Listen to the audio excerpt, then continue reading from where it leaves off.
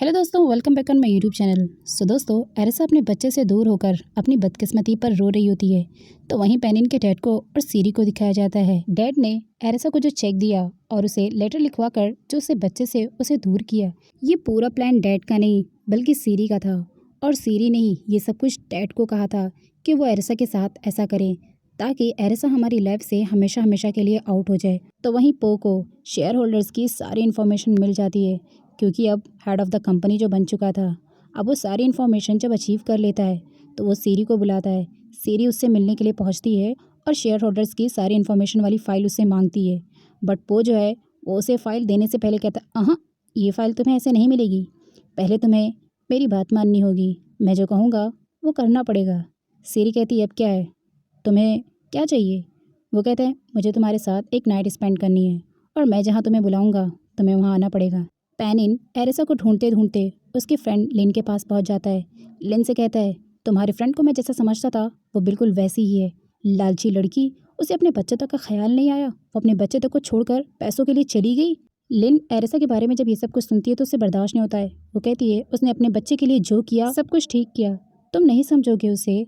Pennine, तुम्हारे बस का नहीं है कि तुम एरिसा को समझ पाओ। नेक्स्ट सीन में हमें एरिसा को दिखाया जाता है। एरिसा ने अपना लुक पूरी तरह से चेंज कर लिया था, क्योंकि वो भी एक माँ थी और अपने बच्चे से उसकी जो मिलने की तड़प थी वो बहुत बढ़ चुकी थी। इसलिए वो आईसीयू के बाहर क्लीनिंग की जॉब करने लगती है और वहीं से अपने बच्चे को बार बार देखकर ये तसल्ली करती कि उसका बच्चा ठीक है। अब इतने में ही पेनिन जो है वो डॉक्टर के साथ आता है। तभी उसकी नज़र उस पर पड़ जाती है कि पेनिन तो आ रहा है, इसलिए उसे यहाँ से हटना होगा। और वो छुप के वहाँ से चली जाती है, क्योंकि एरिसा पेनिन के सामने नहीं आना चाहती थी और वो अपने बच्चे की देखभाल भी दूर से करना चाहती थी। अब एरिसा को जो पेनिन के डैड ने पैसे दिए थे उससे वो सबसे पहले अपना एक खुद का घर खरीद लेती है, ताकि फिर कभी उसे कोई लाचार न बना सके। जब भी उसे अपने बच्चे से मिलने का दिल चाहे या उसे लेने का दिल चाहे तो वो फ्यूचर में मजबूत होकर उसका सामना कर सके। नेक्स्ट सीन में नॉन को दिखाया जाता है। नॉन यूएस में था, लेकिन वो अब भी एरिसा को भुला नहीं पाया था और वो एरिसा को इतना याद करता था कि उसके लिए वो यूएस छोड़ने पर भी मजबूर हो गया था। और फाइनली उसने डिसाइड कर लिया था कि अब वो यूएस को छोड़ देगा। सीरी शेयर होल्डर्स की इन्फॉर्मेशन जमा करने के लिए पो की बात मान जाती है। पो उसे एक होटल में बुलाता है, वो उस होटल में जाती भी है और उसके साथ एक नाइट स्पेंड करती है, क्योंकि उसे सिर्फ शेयर होल्डर्स की इन्फॉर्मेशन से मतलब था। तो वहीं दूसरी तरफ एरिसा का बेबी फीडर ना लेने के लिए बहुत ज़्यादा रो रहा होता है। उसे भूख तो लगी होती है बट वो फीडर ले नहीं पाता, क्योंकि वो न्यू बॉर्न बेबी जो होता है। दोनों नर्सें आपस में डिस्कस कर रही होती हैं कि वो उसे फीडर कैसे दे। अब जब ये बात एरिसा सुनती है तो वो कहती है, क्या मैं बच्चे को फीडर पिला सकती हूँ? अब यहाँ पर वो नर्स मान जाती है, क्योंकि ये बच्चे की ज़िंदगी का सवाल होता है। एरिसा आती है और अपने बेबी को फीडर देती है और इसी तरह वो अपने बेबी से काफ़ी नज़दीक हो जाती है। एरिसा ये सोचकर रोने भी लगती है कि एक माँ होने के नाते भी मैं अपने बेबी का पूरा ख्याल नहीं रख सकती हूँ, मुझे माफ़ कर देना मेरे बेबी। अब यहाँ पर जब नर्स ये बात पेनिन को बताती है कि उसके बच्चे को एक क्लीन की जॉब करने वाली लड़की ने फीडर दिया है, तो पेनिन उसका शुक्रिया अदा करने के लिए उससे मिलने के लिए कहता है। तो नर्स उसे कहती है वो अभी आईसीयू रूम में ही है, अब जाकर थैंक्स बोल सकते हैं। अब यहाँ पर एरिसा ना चाहते हुए भी अपने बच्चे को ऑक्सीजन चैम्बर में सुलाती है और पेनिन के आने से पहले आईसीयू से निकल जाती है। अब जैसे ही पेनिन उसके पास आता है तो वो समझ जाती है कि ये पेनिन है, तो वो अपने आप को छुपाने की कोशिश करने लगती है और पेनिन की तरफ से मुड़ जाती है। पेनिन उसका मोप पकड़ लेता है और कहता है कि ए मिस, मुझे तुमसे बात करनी है। अब वो पेनिन से बात तो करना नहीं चाहती थी, क्योंकि पेनिन वरना जान जाता कि ये एरिसा है, तो वो टॉयलेट में घुस जाती है। उसके बाद पेनिन उसे कहता है कि मुझे तुमसे बात करनी है, कम से कम तुम मुझे अपना नाम तो बता दो, तुमने मेरे बेबी को फीडर दिया है, मैं तुम्हें थैंक्स बोलना चाहता हूँ। अब यहाँ पर जब वो दरवाज़ा नहीं खोलती तो पेनिन चला जाता है, बट एरिसा फिर बाद में दरवाज़ा खोलती है जब पेनिन जा चुका होता है। अब पेनिन अपने डैड के पास आता है। पेनिन ने बेबी का एक निक नाम रखा था जो कि पीट था, और वो बेबी को पीट के घर ही बुलाता है। वो डैड से कहता है कि डैड, मुझे पीट की हार्ट सर्जरी के लिए अमेरिका जाना होगा और ये बहुत ज़रूरी है, क्योंकि डॉक्टर ने मुझे सजेस्ट किया है कि वहाँ पर सर्जरी काफ़ी सक्सेसफुल होती हैं और मैं पीट को अमेरिका लेकर जाना चाहता हूँ। लेकिन डैड इस बात से मना करते हैं कि तुम पीट को संभाल नहीं पाओगे, बट पेनिन कहता है कि डैड, मैं सब कुछ हैंडल कर लूँगा। इन दोनों की सारी बातें पेनिन सुन लेता है और मन ही मन में खुश होता है कि अब पेनिन भी कंपनी से दूर होगा। अब वो सीधा सीरी के पास जाता है और सीरी को कहता है कि अब तुम्हारी शादी तो और डिले होगी, क्योंकि पेनिन जो है वो पीट की हार्ट सर्जरी के लिए अमेरिका जा रहा है। अब ये सब कुछ सीरी को बताने के लिए पेनिन उससे नेक्स्ट डे मिलता है और पेनिन खुद ही सारी बातें उसे बता देता है। अब यहाँ पर सीरी को शुरुआत में तो थोड़ा अनबन लगता है, लेकिन बाद में वो कहती है कि तुम हमारी शादी को ही हर चीज़ के लिए डिले करते हो। तो पेनिन कहता है इस वक्त पीठ की हार्ट सर्जरी बहुत ज़रूरी है, इसलिए तुम्हें कुछ दिन को वेट करना होगा। लेकिन बाद में वो मान जाती है और उसके बाद वो डैड के पास आती है और कहती है कि अब वो कंपनी में उनका हाथ बढ़ाना चाहती है। और फिर वो डैड से शेयर होल्डर्स की इन्फॉर्मेशन मांगती है, लेकिन डैड भी काफ़ी चालाक होते हैं। वो शेयर होल्डर्स की इन्फॉर्मेशन देने से सीरी को मना कर देते हैं, जिससे सीरी को अब काफ़ी बुरा लगता है। लिन मार्केट जा रही होती है कि तभी अचानक उसकी नज़र नॉन पर पड़ती है, जो कि बैठकर ड्रिंक कर रहा होता है। फिर वो सोचती है लेकिन नॉन तो यहाँ पर है नहीं, तो फिर मैंने नॉन को कहाँ से देखा। लेकिन फिर वो उसका पीछा करके आती है तो देखती है कि नॉन तो उसी जगह पर आ गया है जहाँ पर हम लोग रहते हैं।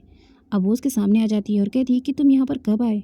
नॉन उसे कहता है कि मुझे एरसा की मोहब्बत यहाँ खींच लेकर आई है, लेकिन मैं करूँ भी तो क्या। एरसा तो पहले से ही मैरिड है, फिर उसका एक बेबी भी है। मैं बहुत ज़्यादा उसे लाइक करता हूँ, लेकिन मैं अब कुछ नहीं कर सकता। लेकिन हाँ, मेरी लाइफ में जितनी भी प्रॉब्लम्स है ना, वो सिर्फ एरसा की वजह से है। ना एरसा ऐसा करती, ना मैं उसके पीछे पड़ता। अब यहाँ पर लिन उसे कहती है कि तुम्हें लगता है कि तुम्हारी प्रॉब्लम्स एरसा की वजह से हैं। तुम ये तो बिल्कुल भी नहीं जानते कि एरसा कितनी प्रॉब्लम में है। तुम्हारे जाने के बाद सबसे पहले पिनियो का एक्सीडेंट हो गया, फिर उसकी डेथ हो गई, और फिर उसके बाद जब उसका बेबी पैदा हुआ तो वो भी उसके डैड ने उसे दूर कर दिया।